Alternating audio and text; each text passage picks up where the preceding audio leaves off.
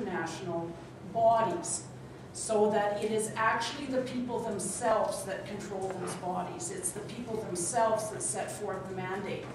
And it's what we have to do, I think. It's so important. I guess one question I have is what's happening in the U.S. on the front of prosecuting Bush and those who were involved with him in his presidency on being international war criminals. Well, let me say first, what you did here is very precious. Very important. Very right. And obviously, if the police arrest the people who protest, to show that the major criminal is scot-free, we see the government's doing it. So we have to learn how to organize it, how to expand, how to grow.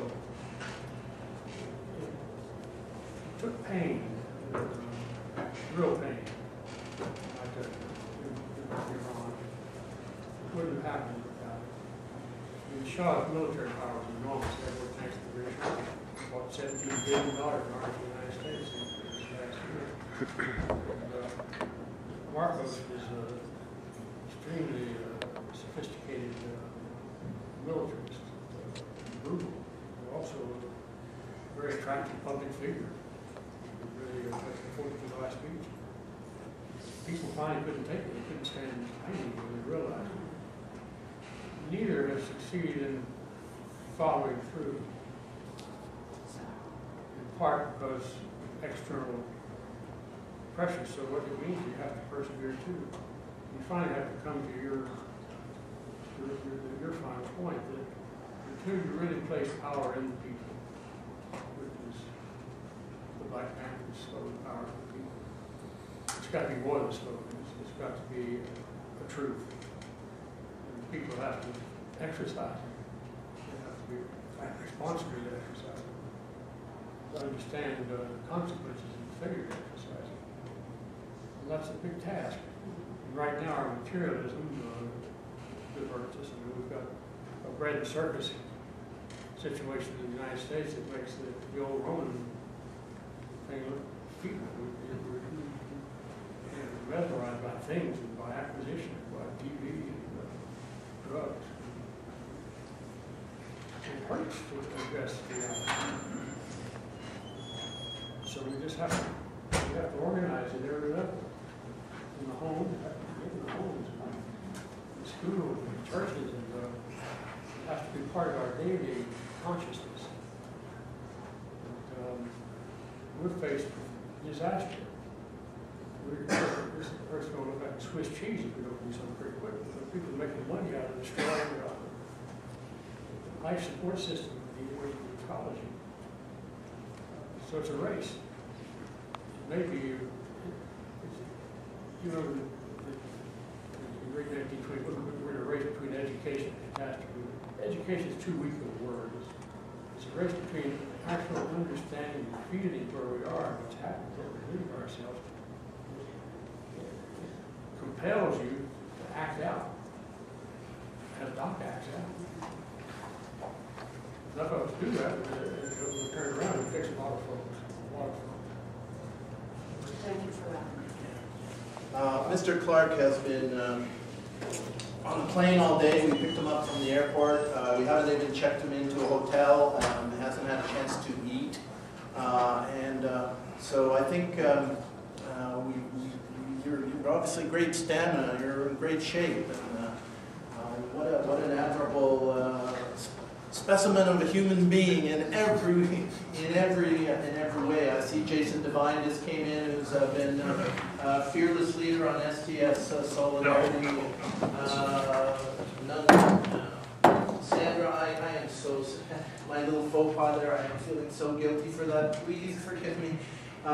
So obviously there's a debt of gratitude that I'm offering you on behalf of myself, but I feel somehow entitled to say that I'm sure all the people in the room, and as the news gets out, and as the years go by, and as we reflect on the reality that we took up this issue in Calgary, in the face of all the kind of harsh judgment and obstacles that come our way, and that you came here to help us in this way.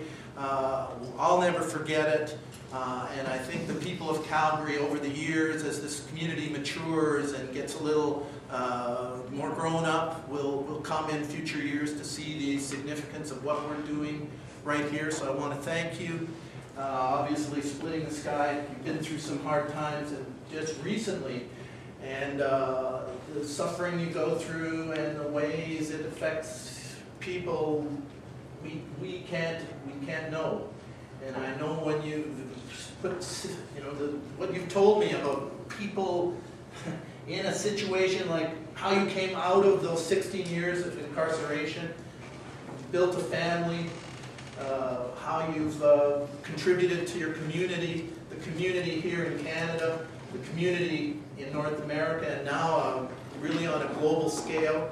I'm going to thank you on behalf of the people present, and I'm going to ask if you do feel so moved to say a couple of short final comments, give you guys the last word.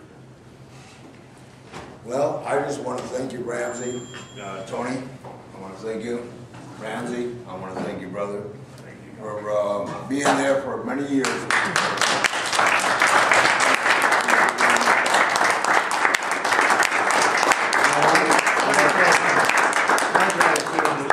Here who have participated in this supportive doc. And you have to remember that you're right, you know. Here.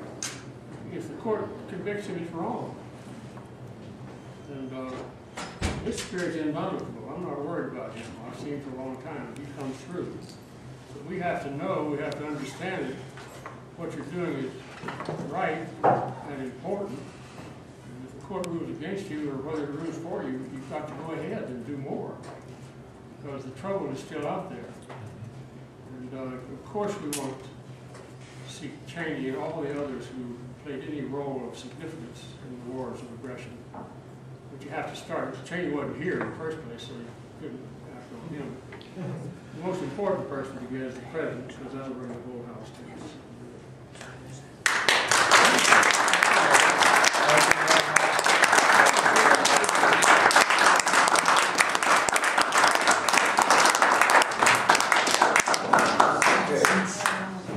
Thanks.